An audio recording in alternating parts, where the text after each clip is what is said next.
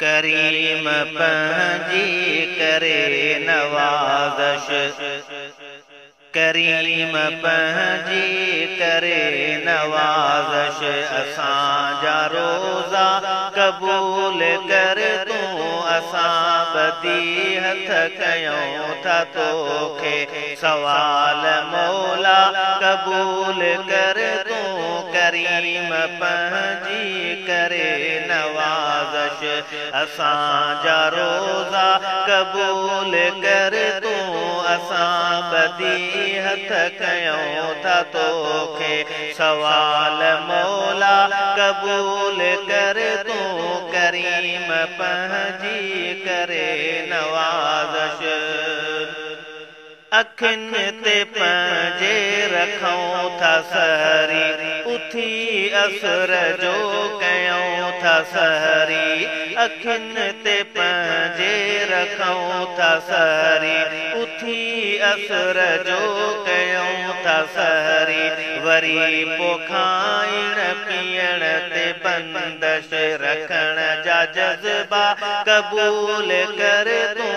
वरी पोइ खाइण पीअण ते बंदश, रखण जा जज़्बा क़बूल कर तूं। करीम पंहिंजी करे नवाज़श, असांजा रोज़ा क़बूल कर तूं, असां ॿधी हथ कयूं था तोखे सवाल मौला क़बूल कर तूं। करीम पंहिंजी करे नवाज़श, सॼो ॾिहाड़ो रहूं था बुख में, तॾहिं बि रूहानी तरह सुख में। सॼो ॾिहाड़ो रहूं था बुख में, तॾहिं बि रूहानी तरह सुख में। जॾहिं ते सांझी त रोज़ो खोलियूं, सभई ॾिहाड़ा क़बूल कर तूं। जॾहिं ते सांझी त रोज़ो खोलियूं, सभई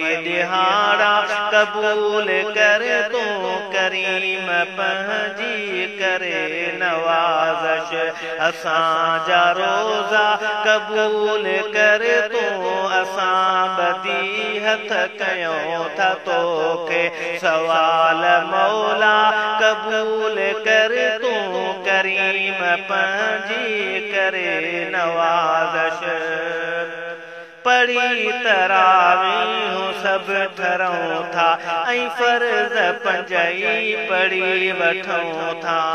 पढ़ी तरावीह सभु ठरूं था, ऐं फ़र्ज़ पंजई पढ़ी वठूं था।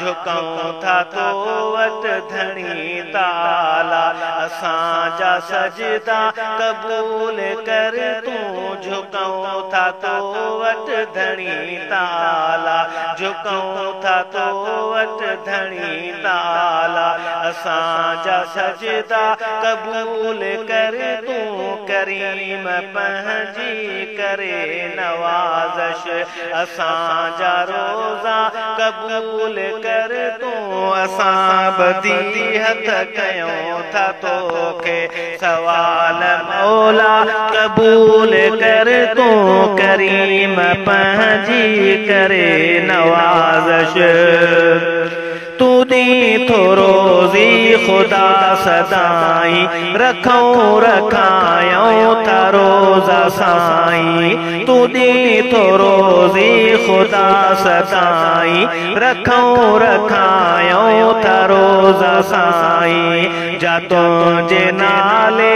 ॾियूं था रोज़ी, से खाधा पीता क़बूल कर तूं। जा तुंहिंजे नाले ॾियूं था रोज़ी, से खाधा पीता क़बूल कर तूं। करीम पंहिंजी करे नवाज़श, असांजा रोज़ा क़बूल कर तूं, असां ॿधी हथ कयूं था तोखे सवाल मौला क़बूल कर तूं। करीम पंहिंजी करे नवाज़श,